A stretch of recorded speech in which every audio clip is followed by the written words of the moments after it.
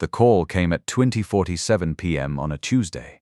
Helen, my shop assistant, was whispering into the phone like she was afraid someone might hear her. "Mr. Patterson, you need to get back here right now. Your daughter-in-law is in the back office going through your desk, and she's been in there for almost 20 minutes. I was sitting in my truck at the parts supplier. Had just loaded up on brake pads and oil filters for a transmission job I'd been putting off. My name is Edward Patterson, but everyone calls me Ed. I'm 58 years old, and I've been running Patterson's Auto Repair in Cedar Creek, Texas, for 30 years.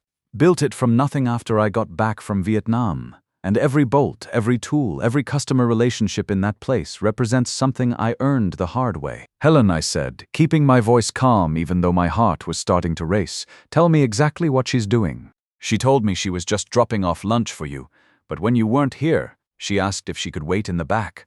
I said sure, being polite and all. But Ed, she's not waiting. She's going through your filing cabinets. I can hear the drawers opening and closing. I started the truck and pulled out of the parts store parking lot. I'll be there in 10 minutes. Don't let her know we talked, and don't go back there. Just stay at the front counter." The drive back to the shop gave me just enough time to think about how we'd gotten to this point. My son Nathan married Kim 2 years ago, and at first, I thought she was exactly what he needed. She's a financial planner, smart as a whip, organized in all the ways Nathan isn't. Kim helped him get his insurance adjuster business straightened out, got him thinking about retirement planning. All that stuff I never had time to learn properly when I was busy building the shop from scratch. But over the past year, something had changed. The changes were subtle at first, the kind of thing you notice but don't really think about until you look back and see the pattern. Nathan started asking different questions when he'd stop by the shop on Sundays. How much was the property worth these days? Had I thought about what would happen to the business when I decided to retire? Did I have a succession plan in place? At first, I figured it was just Kim being practical. Financial planners probably think about that stuff all the time, right? It's their job to help people plan for the future. But the questions got more specific as the months went on, more pointed. And Nathan started visiting less often, which wasn't like him at all. We used to spend every Sunday afternoon together, him helping me with repairs, me teaching him things about engines he'd forgotten since high school. I pulled into the shop's back lot and sat in my truck for a minute, watching through the window that looks into my office. Kim's car was parked right next to the back door, which meant she'd planned this visit carefully. She knew exactly when I'd be gone and for how long. The parts supplier is a 20-minute round trip if you don't hit traffic, and I go there the same time every Tuesday. Anyone paying attention would know my schedule. Here's something I haven't told anyone yet, not even Nathan. 3 weeks ago, I installed a small security camera above my desk. Nothing fancy, just something that records to a hard drive hidden in the safe behind my workbench. The same safe my wife Dorothy built into the wall before she passed 6 years ago. Dorothy was always thinking 3 steps ahead of everyone else. Dorothy was the smart one in our marriage, the one who handled all the books, all the planning, all the stuff that required thinking more than 1 step ahead. She had a head for numbers and people that I never developed. I was good with my hands, good at fixing things that were broken, but Dorothy understood how to build something that would last. Before the cancer took her, she pulled me aside one night and said something that didn't make sense to me at the time. "Ed," she said, sitting on the edge of our bed while I was getting ready for work, "you're going to need to start paying attention to things that aren't broken carburetors. People are going to come around asking about this place, and you need to be ready when they do." I thought she meant customers, maybe insurance adjusters or tax assessors. I was wrong about that. Dorothy was talking about something else entirely, and it took me 6 years to understand what she meant. I walked into the shop through the front door, said hello to Helen like nothing was happening, and made some noise about needing to check on a repair in the back bay. Helen nodded, but I could see the tension in her shoulders. She'd been working for me for 11 years, since right after Dorothy got sick, and she knew when something wasn't right. Kim appeared in the doorway to my office about 30 seconds later, looking perfectly normal. Her hair was neat, her clothes weren't wrinkled, and she had that bright smile she always wore when she wanted something. But there was something in her eyes that reminded me of customers who bring in a car with obvious damage and swear they have no idea how it happened. "Ed, I didn't know you were back. I brought you some of that potato salad you like from the deli downtown." "That's real thoughtful of you, Kim. What brings you by in the middle of the week?" She had an answer ready, just like she always did. Kim was good at having answers ready. "Nathan mentioned you were having trouble with the bookkeeping software, so I thought I'd take a look, maybe help you get things organized for tax season." The bookkeeping software works fine. It's the same system Dorothy set up 15 years ago, and I've never mentioned having trouble with it to anyone. Not to Nathan, not to my accountant, not to the guy who comes in to service the computers twice a year. I appreciate that, I said, keeping my voice level, but I've got it handled just fine. Kim smiled, but it was the kind of smile that doesn't quite reach your eyes. Of course you do. I just thought, with everything you've got going on, it might help to have someone with a financial background take a fresh look at things. Everything I've got going on, like being 58 years old, was somehow a disability that required outside intervention. Like running a successful business for 30 years meant I'd suddenly forgotten how to read numbers on a computer screen. What kind of fresh look? I asked. Well, just general organization, making sure you're maximizing your efficiency, keeping good records for tax purposes, that sort of thing. She gestured toward my office. I noticed you have a lot of physical files. Most businesses have gone digital by now. Most businesses, as if Patterson's auto repair was falling behind some invisible standard that only financial planners could see. As if the filing system Dorothy and I developed over 3 decades wasn't good enough for the modern world. After Kim left with her container of untouched potato salad, I sat at my desk and looked at what she'd been examining. The filing cabinet wasn't quite closed all the way. The insurance folder was in the wrong place, filed under I instead of B, for business insurance where it belonged. My property tax documents, which I keep in the bottom drawer behind the employee records, had been moved to the front. Someone had spent considerable time going through my files, and they'd been looking for specific things.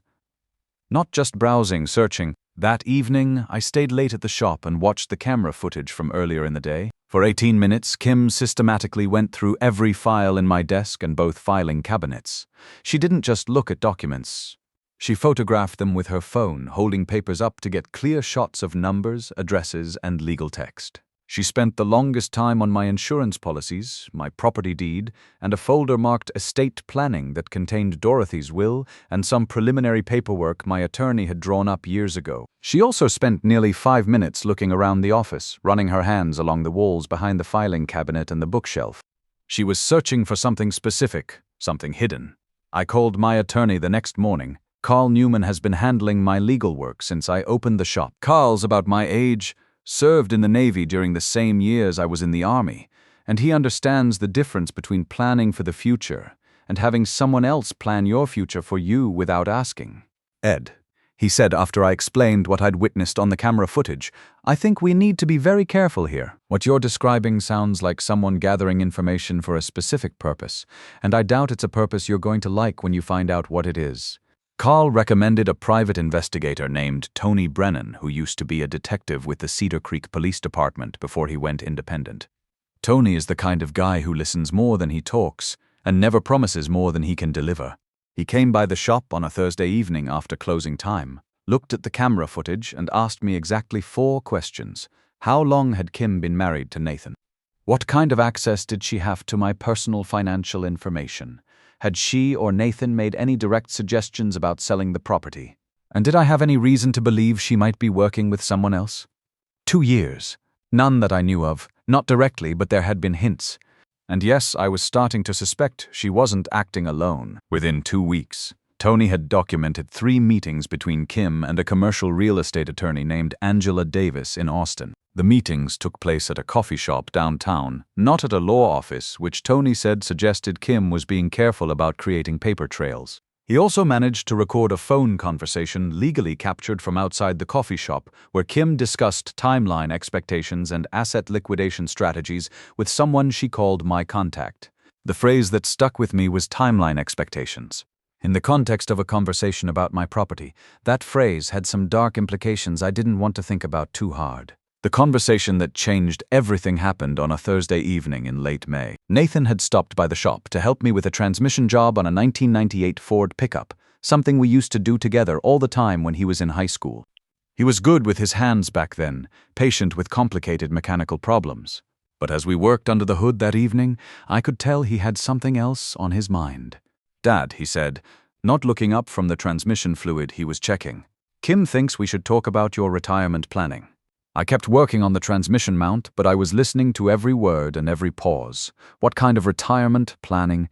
Well, You're not getting any younger, and the shop is a lot of responsibility for one person to handle. And with property values going up all over Cedar Creek, this place is sitting on some real value that's not being utilized. Property values, asset utilization, timeline expectations. Kim's words and phrases coming out of my son's mouth, delivered in his voice, but expressing ideas that had never occurred to him until someone else planted them there. Nathan, I said, stop what you're doing for a minute and look at me. He straightened up, wiped his hands on an old rag, and met my eyes. He looked tired and younger than his 33 years. There was something uncertain in his expression that I hadn't seen since he was a teenager trying to explain a dented fender or a missed curfew. Are you happy with your life right now? I asked him. The question caught him completely off guard. He blinked a couple times like someone had just turned on a bright light. What do you mean? I mean, when you wake up in the morning, are you doing what you want to be doing? Are you living the life you chose, or the life someone else thinks you should be living? He considered this for a long moment, longer than most people take to answer simple questions. I think so. Kim says we need to think bigger, plan for the future. Make sure we're maximizing our opportunities and not letting sentiment hold us back from smart financial decisions. And what do you think? Another pause, this one even longer. He looked around the garage at the tools hanging on pegboards that Dorothy and I had organized ourselves, at the lift where we'd worked on thousands of cars over the years, at the customer photos taped to the wall showing families with their restored vehicles. I think I miss coming around here more often, he said quietly. Then why don't you? Kim says it's important for us to establish boundaries as a couple, to not be too dependent on family for our social life or our sense of identity. She thinks spending too much time here keeps me from developing my own professional relationships and networking opportunities. Professional relationships. Networking opportunities. These weren't Nathan's words. Nathan never talked like a business seminar. He talked like a regular person who fixed things and helped people and enjoyed working with his hands on weekends. Nathan, I'm going to tell you something, and I need you to just listen for a minute without interrupting. I told him about the camera, about Kim's 18-minute search through my office files, about her photographing my insurance documents and property records. I told him about the meetings Tony had documented between Kim and the real estate attorney, about the phone conversation discussing timeline expectations and asset liquidation. I didn't tell him everything. I wasn't ready for that conversation yet. But I told him enough to plant some seeds of doubt about his wife's actual intentions. The color drained out of his face as I talked. By the time I finished, he looked like someone had just told him his favorite restaurant had been serving spoiled meat for months. Dad, are you absolutely sure about all this? I'm sure enough to be worried, and I'm sure enough to ask you to trust me for a little while longer while I figure out exactly what we're dealing with. That weekend, Kim made her biggest move yet. She showed up at the shop on Saturday morning while I was working on a brake job for Mrs. Henderson from down the street. Kim brought a manila folder full of documents and what looked like a presentation she'd clearly been working on for weeks. Ed, she said, spreading everything out on my workbench like she was making a sales presentation to a corporate board, Nathan and I have been doing some research, and we think there's a real opportunity here that we shouldn't let pass by. The opportunity, according to Kim's carefully prepared materials, was to sell the Patterson's auto repair property to a development group called Cedar Creek Commons. They wanted to build a strip mall with a chain restaurant, a pharmacy, and some retail spaces. According to Kim's research, the shop was underutilizing the land value, and at my age, I should be thinking seriously about liquidity and retirement security. She had numbers. Market analysis reports, projected property values, a timeline that showed me retired and financially comfortable within 6 months, with the property sold and developed within 18 months. This is really thoughtful work, Kim, I said, looking through her documents.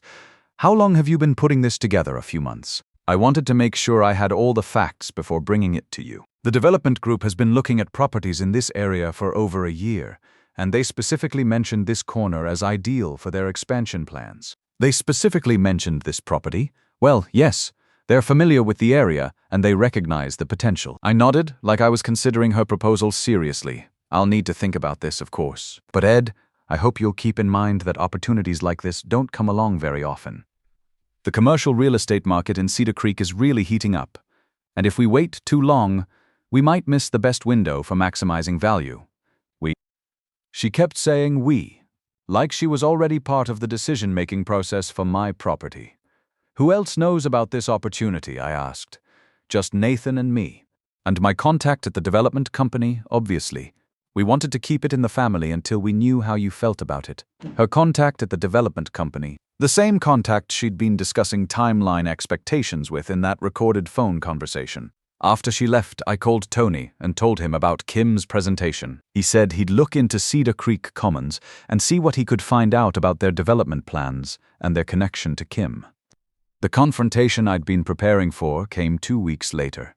I asked Nathan to meet me at the shop on a Sunday evening, told him I had something important to discuss about the future of the business. Kim came with him, which I'd expected. She wasn't going to let Nathan have a conversation about the shop without being there to guide his responses. I had everything prepared and laid out on my main workbench, the camera footage showing Kim's systematic search through my files, Tony's investigation report documenting her meetings with Angela Davis, the recorded phone conversation about asset liquidation, and Kim's presentation materials about Cedar Creek Commons, which Tony had discovered was a shell company with no actual development projects in Texas. Nathan, I said, I need you to look at all of this before we talk. The next 20 minutes were the hardest 20 minutes I've ever spent as a father. Watching my son realize that his wife had been gathering information to force a business sale without his knowledge. Watching him understand that she'd been manipulating him into pressuring me with arguments that served her agenda, not our family's interests. Watching him discover that the retirement planning conversations, the boundary-setting advice, the professional networking suggestions were all part of a carefully planned strategy to separate him from me and isolate me from family support. Kim tried to control the narrative. She said everything was being taken out of context. She claimed she was only trying to help our family think strategically about financial opportunities. She insisted that her research into Cedar Creek Commons was preliminary, just exploring options. Kim, I said, cutting through her explanations, you photographed my insurance documents without permission. You met with real estate attorneys using information you gathered from my private files. You created a fake development company to justify pressuring me into selling my property. The garage got very quiet. You could hear the fluorescent lights humming overhead and the sound of traffic on the street outside. Kim's face went through several different expressions in the span of about 10 seconds, like she was cycling through different strategies for managing the situation. Nathan, I continued, this isn't about retirement planning or financial optimization. This is about someone who saw dollar signs when she looked at what your mother and I built together.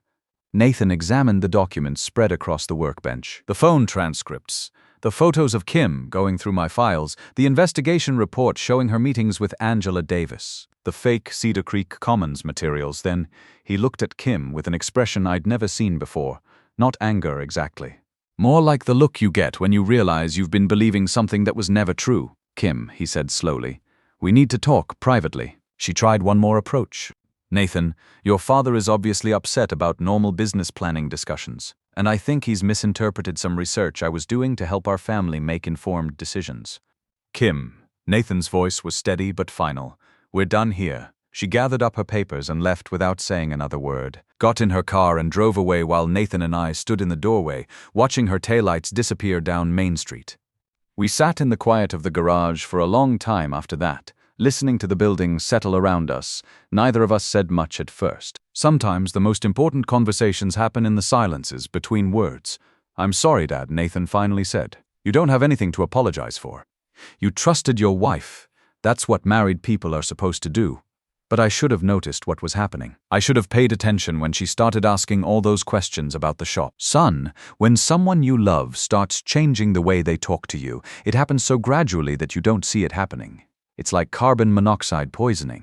By the time you realize something's wrong, you've already been breathing it for months. I walked over to the wall behind my workbench and pressed on a section of paneling that looked exactly like every other section.